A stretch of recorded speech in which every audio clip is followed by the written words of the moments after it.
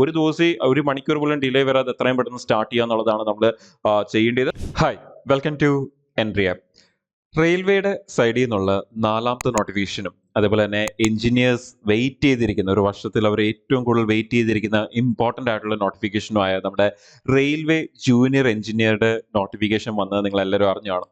അപ്പോൾ RRBJ നമ്മുടെ സാധാരണ ഇന്ത്യയിൽ നടക്കുന്ന ജൂനിയർ എഞ്ചിനീയേഴ്സിന്റെ എക്സാംസ് എടുത്തു കഴിഞ്ഞാൽ സെൻട്രൽ ഗവൺമെന്റ്സ് ആയാലും ശരി, സ്റ്റേറ്റ് ഗവൺമെന്റ്സ് ആയാലും ശരി, നടത്തുന്ന ജൂനിയർ എഞ്ചിനീയേഴ്സിന്റെ എക്സാംസ് എടുത്തു കഴിഞ്ഞാൽ ഏറ്റവും കൂടുതൽ വേക്കൻസിക്ക് വിളിക്കുന്ന ജൂനിയർ എഞ്ചിനീയറുടെ എക്സാം ഏതാണെന്ന് ചോദിച്ചാൽ ഒരു ഡൗട്ടും ഇല്ലാതെ തന്നെ പറയാൻ പറ്റും ദാറ്റ് നമുക്കത് റെയിൽവേ ജെയുടെ എക്സാം ആണ് എന്നുള്ളത്.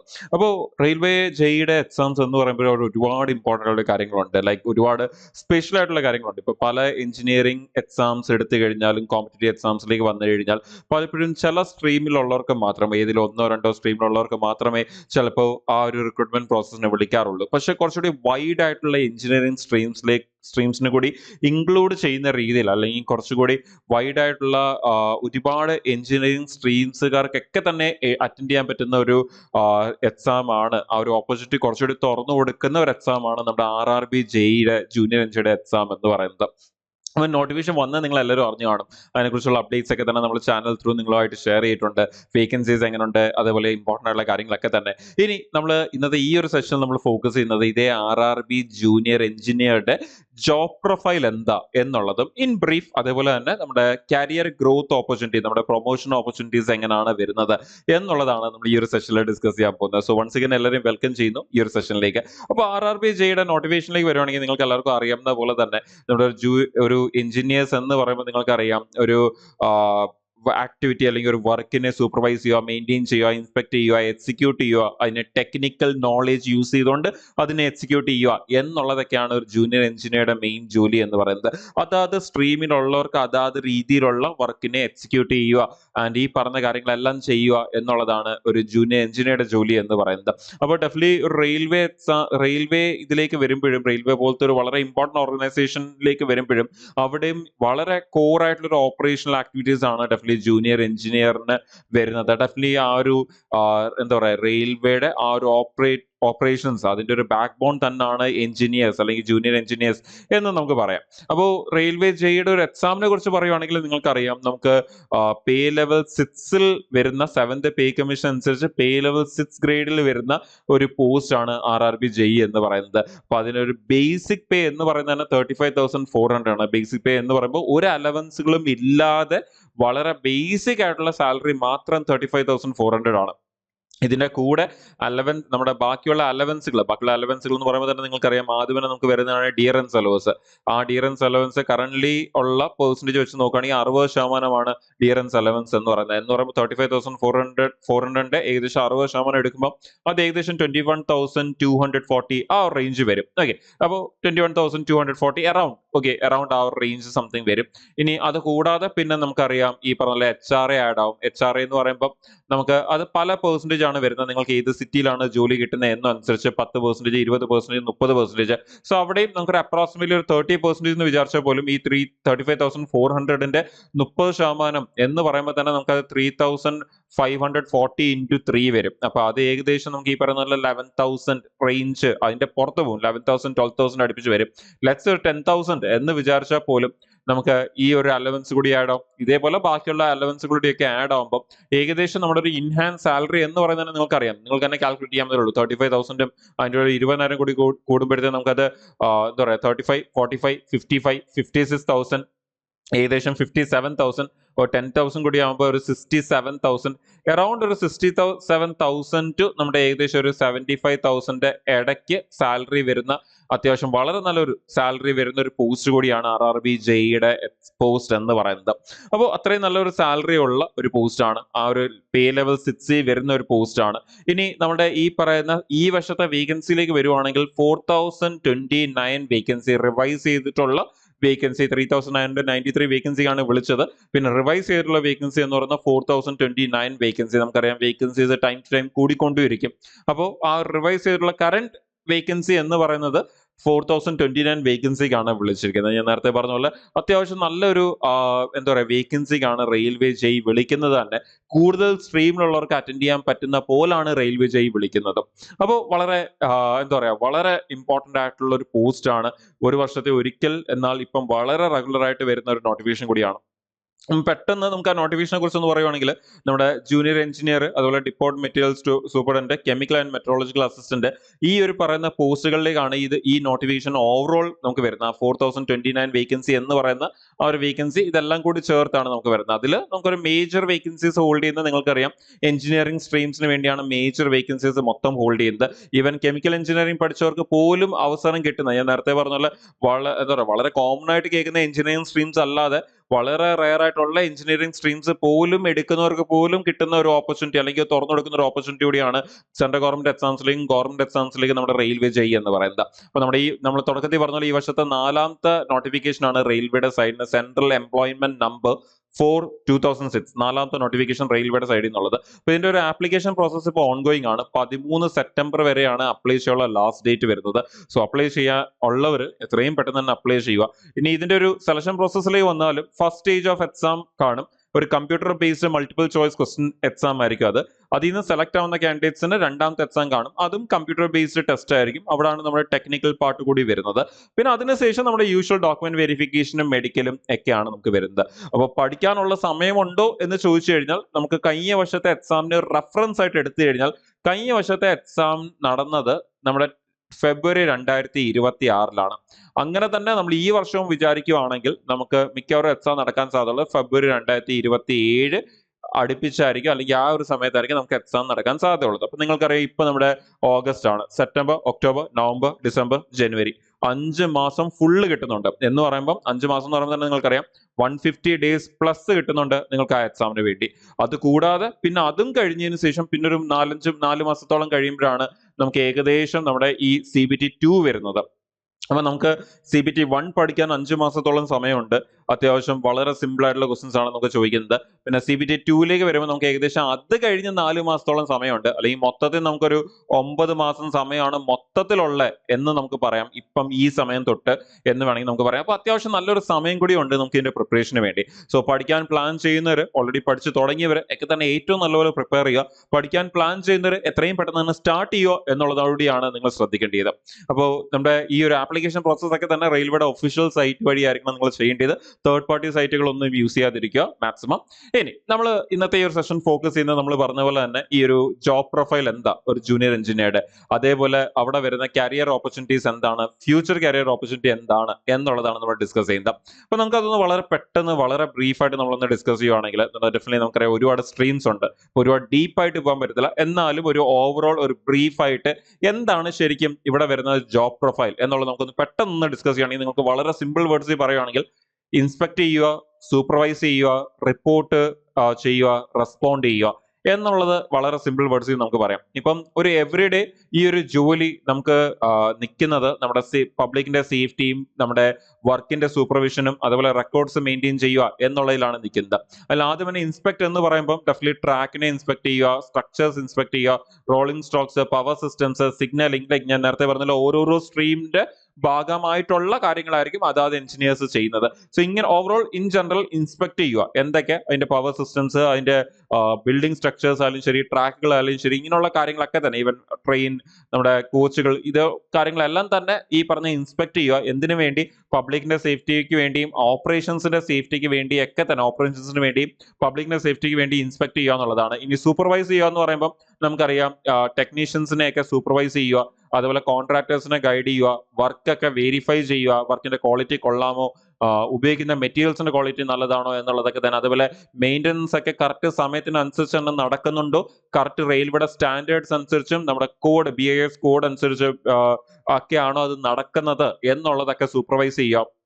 ആൻഡ് ഡെഫിനറ്റ്ലി നമുക്ക് ആ ചെയ്യുന്ന വർക്കുകളുടെ ഒക്കെ തന്നെ റിപ്പോർട്ട്സ് നമ്മുടെ സീനിയർ എഞ്ചിനീയേഴ്സിന് കൊടുക്കാൻ വേണ്ടി എന്ത് ചെയ്യുക, ആ ഒരു മെഷർമെന്റ്സ് ഒക്കെ കറക്റ്റ് ആയിട്ട് എടുക്കുക. അതുപോലെ തന്നെ വർക്ക് ഡയറീസ് ഒക്കെ കറക്റ്റ് ആയിട്ട് പ്രിപ്പയർ ചെയ്യുക. ഇൻസ്പെക്ഷൻ റിപ്പോർട്ട്സും നോട്ട്സും എസ്റ്റിമേറ്റ്സും കംപ്ലൈൻസ് റിപ്പോർട്ട്സും ഒക്കെ തന്നെ നല്ലപോലെ മെയിൻറ്റെയിൻ ചെയ്യുക. ആൻഡ് അതൊക്കെ സീനിയർ എഞ്ചിനീയേഴ്സിന് ട്രാൻസ്ഫർ ചെയ്യുക. സോ ദാറ്റ് അവരാണ് അത് കൂടുതൽ വെരിഫൈ ചെയ്യുന്നത്, അപ്രൂവൽസ് കൊടുക്കുന്നത്. സോ അതിനുവേണ്ടി റിപ്പോർട്ട്സ് കറക്റ്റ് ആയിട്ട് മെയിൻറ്റെയിൻ ചെയ്യുക, പ്രിപ്പയർ ചെയ്യുക എന്നുള്ളത്. ആൻഡ് ഡെഫിനറ്റ്ലി എന്തെങ്കിലും ഒരു എമർജൻസി സിറ്റുവേഷൻസ് ഒക്കെ വരുമ്പോൾ വളരെ പെട്ടെന്ന് റെസ്പോണ്ട് ചെയ്യുക. ലൈക്ക് എന്തെങ്കിലും ഒരു ഫെയിലിയേഴ്സ് വരുവാണെങ്കിൽ അത് വളരെ പെട്ടെന്ന് ട്രബിൾ ഷൂട്ട് ചെയ്യുക. നമുക്കറിയാം ഒരാളുടെയോ അല്ലെങ്കിൽ വളരെ കുറച്ച് പേരുടെ അല്ല എഫക്ട് ചെയ്യുന്നത്, വളരെ അധികം ആൾക്കാരെ, ലക്ഷക്കണക്കിന് ആൾക്കാരാണ് ഒരു ദിവസം എന്താ പറയാ ഈ ഒരു നമ്മുടെ ട്രെയിൻ യാത്ര ചെയ്യുന്നത്. അപ്പൊ ആ ഒരു സമയത്ത് ഒരു ട്രെയിനിന് ഒരു ഇഷ്യൂ വന്നാലോ ഒരു ട്രാക്കിന് ഒരു ഇഷ്യൂ വന്നാൽ അത് ഒരു ട്രെയിനിൽ പോകുന്ന ആൾക്കാരെയോ കുറച്ച് പേരെയോ അല്ലെങ്കിൽ അങ്ങനല്ല ബാധിക്കുന്നത്, ഒരുപാട് പേരെയാണ് അത് എഫക്ട് ചെയ്യുന്നത് ഡെഫിനറ്റ്ലി. ആൻഡ് ആ ഒരു പ്രോസസ് ആൻഡ് സിസ്റ്റം മൊത്തത്തിൽ എഫക്റ്റ് ആവും. സോ അതുകൊണ്ട് തന്നെ അങ്ങനെയുള്ള ഇഷ്യൂസ് ഒക്കെ വരുമ്പോൾ അതിനെ ട്രബിൾ ഷൂട്ട് ചെയ്യുക, വളരെ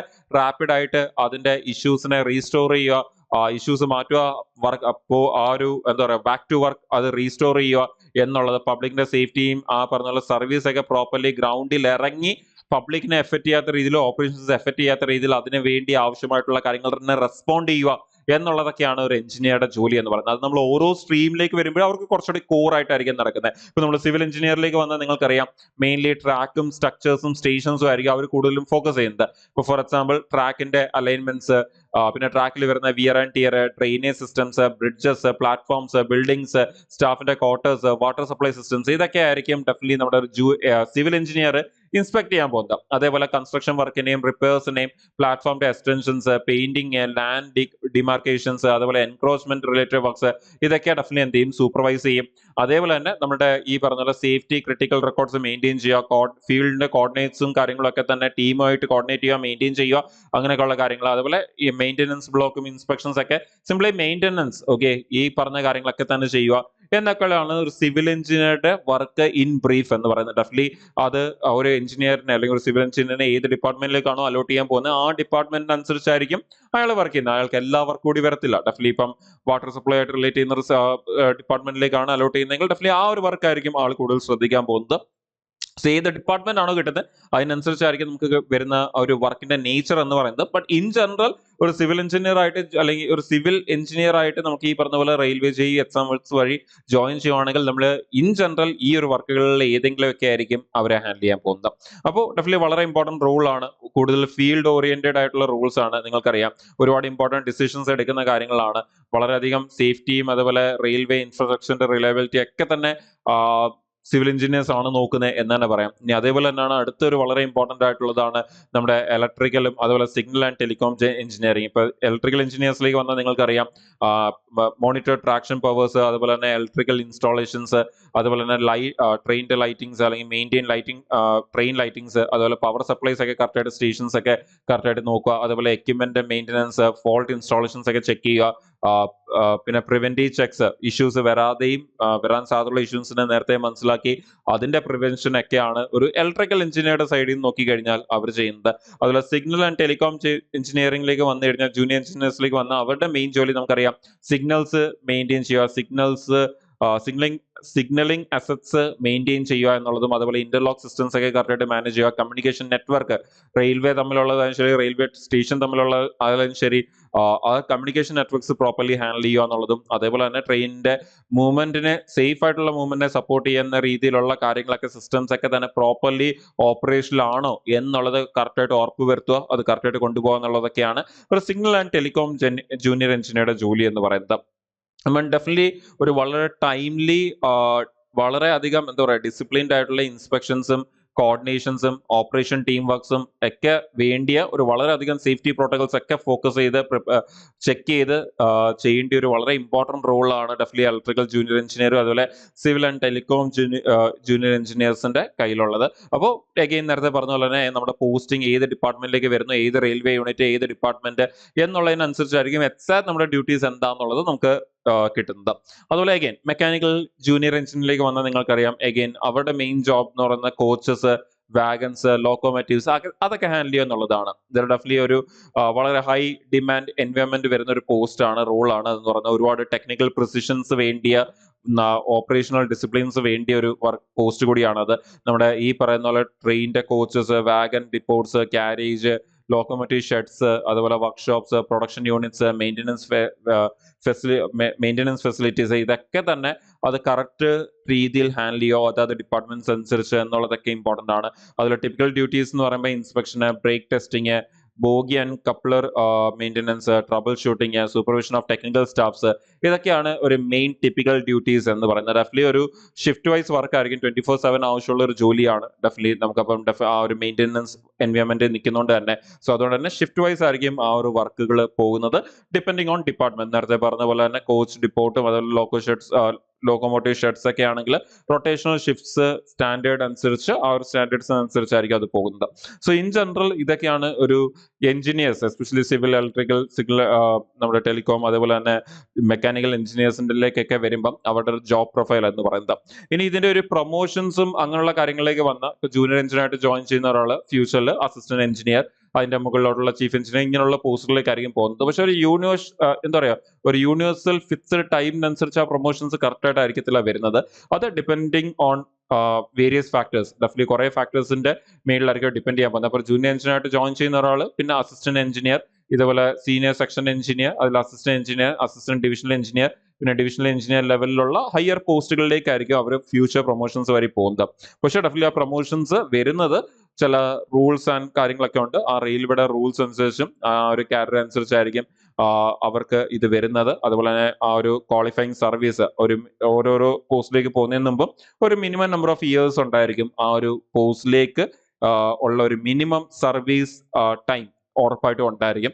അപ്പോൾ ആ ഒരു കാര്യങ്ങൾ അവിടെ ഡെഫിനറ്റ്ലി ഡിപ്പെൻഡ് ചെയ്യും. പിന്നെ വളരെ ഇമ്പോർട്ടൻ്റ് ആണ്, വേക്കൻസീസ് ഉണ്ടോ. ഇപ്പൊ പലപ്പോഴും ചിലപ്പം ആ ഒരു പോസ്റ്റിലേക്ക് എത്താനുള്ള സർവീസ് ഉണ്ടായിരിക്കും, ചിലപ്പോൾ റൂൾസ് അനുസരിച്ച് അത് ഓക്കെ ആയിരിക്കും. പക്ഷെ ചിലപ്പോൾ ആ ഒരു പോസ്റ്റിലേക്ക് കയറാൻ വേണ്ടിയുള്ള വേക്കൻസീസ് ഉണ്ടായിരിക്കത്തില്ല. അപ്പൊ നമ്മുടെ സീനിയർ ആയിട്ടുള്ള ആൾക്കാർ മുമ്പിലോട്ടുള്ള പ്രൊമോഷൻ ആയി പോകുമ്പോൾ മാത്രമേ സീറ്റ് വേക്കന്റ് ആവുന്നതിനനുസരിച്ചായിരിക്കും നമ്മുടെ പ്രൊമോഷൻസ് ഡെഫിനറ്റ്ലി മുമ്പിലോട്ട് വരാൻ പോകുന്നത്. അപ്പോൾ നമ്മൾ ഈ പറഞ്ഞ ആ സീനിയറിറ്റി അനുസരിച്ചും അതുപോലെ സ്യൂട്ടബിലിറ്റി അനുസരിച്ചൊക്കെയാണ് സെലക്ഷൻസ്, അതുപോലെ അവൈലബിലിറ്റി ഓഫ് വേക്കൻസി, ഇതനുസരിച്ചൊക്കെയാണ് നമ്മുടെ ആ ഒരു പ്രൊമോഷൻസ് വരുന്നത്. അപ്പോൾ ഹയർ ഗ്രേഡിലേക്കുള്ള പ്രൊമോഷൻസ് ഈ പറഞ്ഞ പോലെ സ്ലോലി ടൈം ടു ടൈം ആയിരിക്കും ആ ഒരു പ്രോഗ്രഷൻസ് ഡെഫിനറ്റ്ലി വരുന്നത്. ഒരിക്കലും ഒരു എക്സാക്ട് ടൈം അനുസരിച്ച് കറക്റ്റ് എന്താ പറയുക, ഒരു യൂണിവേഴ്സൽ ടൈം ഫിക്സ്ഡ് ടൈം ലൈനിലല്ല അത് വർക്ക് ചെയ്യുന്നതെന്നുള്ളത് നമ്മൾ അറിഞ്ഞിരിക്കുക. പിന്നെ ഡിപ്പാർട്ട്മെന്റ് അനുസരിച്ചും ഒക്കെ ഈ കാര്യങ്ങൾ മാറ്റർ ചെയ്യും, ലൈക്ക് എങ്ങനെയാണ് ആ പ്രൊമോഷൻസ് വരുന്നത് എന്നുള്ളത്. സോ നമ്മൾ ചെയ്യേണ്ടത് എന്താ എന്ന് പറഞ്ഞു കഴിഞ്ഞാൽ ഈ പറഞ്ഞ പോലെ ഡെഫിനറ്റ്ലി ഈ ഒരു ജോലി എന്ന് പറയുന്നത് നമ്മുടെ ടെക്നിക്കൽ സ്കിൽസിനെ ഒരുപാട് ഗ്രോ ചെയ്യാൻ ഹെൽപ്പ് ചെയ്യുന്ന ഒരു ജോലിയാണ്. അതുപോലെ തന്നെ നമ്മുടെ ടെക്നിക്കൽ നോളജും കാര്യങ്ങളൊക്കെ തന്നെ കൂടുതൽ ഇമ്പ്രൂവ് ചെയ്യുക. കോഡ്സ് ആയാലും ശരി, സ്റ്റാൻഡേർഡ്സ് ആയാലും ശരി, റെയിൽവേയുടെ റൂൾസ് ആയാലും ശരി, ഇങ്ങനെയുള്ള കാര്യങ്ങളൊക്കെ തന്നെ കൂടുതൽ നമ്മൾ മനസ്സിലാക്കുക, പ്രിപ്പയർ ചെയ്യുക, ബിൽഡ് ചെയ്തെടുക്കുക. നമ്മുടെ ഈവൻ ടെക്നിക്കൽ സ്കിൽസ് ഒരുപാട് ബിൽഡ് ചെയ്യാൻ പറ്റുന്ന ഒരു ഏരിയ ആണ്. അതുപോലെ തന്നെ ഈ പറയുന്ന പോലെ ഡിപ്പാർട്ട്മെന്റ് എക്സാംസ് ഉണ്ട്. ആ department exams time to time എന്താ പറയാ കഴിയുമ്പോൾ നമുക്ക് ആ ഡിപ്പാർട്ട്മെന്റ് എക്സാംസ് വഴി നമുക്ക് ഈ പ്രൊമോഷൻസ് വാങ്ങാൻ നമുക്ക് ട്രൈ ചെയ്യാം. ലൈക്ക് എന്താ പറയാ, നമ്മുടെ ആ ഒരു ഫിക്സ്ഡ് ടൈം ലൈനിൽ വരുന്ന ആ ഒരു പ്രൊമോഷൻസ്, അല്ലെങ്കിൽ ഈ പറഞ്ഞ പോലെ സീനിയാരിറ്റി അനുസരിച്ചുള്ള പ്രൊമോഷൻസ് എന്നുള്ളത് കൂടി കിട്ടുന്ന കൂടാതെ നമുക്ക് ഈ പറഞ്ഞ ഡിപ്പാർട്ട്മെന്റ് എക്സാംസ് ഒക്കെ വഴി എന്ത് ചെയ്യാൻ പറ്റും, ഈ പറഞ്ഞ പോലെ പ്രൊമോഷൻസ് വാങ്ങാൻ പറ്റും. പിന്നെ നമ്മുടെ എവിടാണ് നമുക്ക് ഈ പറഞ്ഞ പോലെ നമുക്ക് പോസ്റ്റിംഗ് കിട്ടുന്നത്, ഇങ്ങനെയുള്ള നമ്മുടെ എക്സ്പീരിയൻസ്, നമ്മുടെ ഫീൽഡ് റെസ്പോൺസിബിലിറ്റീസും ഫീൽഡ് എക്സ്പോഷറും, ഇങ്ങനെ ഒരു പ്രോജക്റ്റ് നമുക്ക് കിട്ടിയിട്ടുള്ള പ്രോജക്റ്റിന്റെ റെസ്പോൺസിബിലിറ്റീസും, ഇങ്ങനെയുള്ള പല ഫാക്ടേഴ്സ് ഡെഫിനറ്റ്ലി നമ്മുടെ പ്രൊമോഷൻസും കരിയർ ഗ്രോത്തിനെ ഒക്കെ തന്നെ ഡെഫിനറ്റ്ലി പ്രൊമോട്ട് ചെയ്യും. അപ്പോൾ ഇതൊക്കെയാണ് നമ്മുടെ റെയിൽവേ ജൂനിയർ എഞ്ചിനീയറിലേക്ക് വരുമ്പം അവിടെ വരുന്ന ജോബ് പ്രൊഫൈൽസും അതുപോലെ തന്നെ ഇമ്പോർട്ടൻ്റ് ആയിട്ടുള്ള പല കാര്യങ്ങളും ആൻഡ് നമ്മൾ പറഞ്ഞ പോലെ കരിയർ ഗ്രോത്ത് എങ്ങനെയാണെന്നുള്ളതും. അപ്പോൾ ഇനി ഇമ്പോർട്ടൻറ്റ്, ഞാൻ നേരത്തെ പറഞ്ഞ പോലെ നമുക്ക് ഇനി ഏകദേശം, ഞാൻ നേരത്തെ എക്സാക്ട് ടൈം പറഞ്ഞു, കഴിഞ്ഞ ഫെബ്രുവരിയിലാണ് നമ്മുടെ എക്സാം നടന്നത്, കഴിഞ്ഞ റെയിൽവേ ജെയുടെ ഈ വർഷം ഫെബ്രുവരിയിൽ. അപ്പൊ അതേപോലെ അടുത്ത ഈ വിളിക്കുന്ന ജെയുടെ എക്സാം നടക്കാൻ സാധ്യതയുള്ളതും അടുത്ത വരുന്ന ഫെബ്രുവരിയിലായിരിക്കും നടക്കാൻ സാധ്യതയുള്ളത്. സോ അങ്ങനെ നോക്കി കഴിഞ്ഞാൽ നമുക്ക് 5 മാസത്തിൽ കൂടുതൽ സമയമുണ്ട് നിങ്ങൾക്ക് എക്സാമിന് വേണ്ടി പ്രിപ്പയർ ചെയ്യാൻ വേണ്ടി. അപ്പോൾ ഏറ്റവും നല്ലപോലെ പ്രിപ്പയർ ചെയ്യുക എന്നുള്ളതാണ് നിങ്ങൾ ഫോക്കസ് ചെയ്യേണ്ടത്. നിങ്ങൾ ആ കാണുന്നത് നമ്മുടെ റെയിൽവേയുടെ ജൂനിയർ എഞ്ചിനീയറിലെ നമ്മുടെ പ്രീവിയസ് എക്സാംസ് ക്ലിയർ ചെയ്ത കാൻഡിഡേറ്റ്സ് ആണ്. ആൻഡ് ഇപ്പം റെയിൽവേയിൽ ജൂനിയർ എഞ്ചിനീയറായിട്ട് ജോയിൻ ചെയ്ത കാൻഡിഡേറ്റ്സിനെയാണ് നിങ്ങൾ ഈ കാണുന്നത്.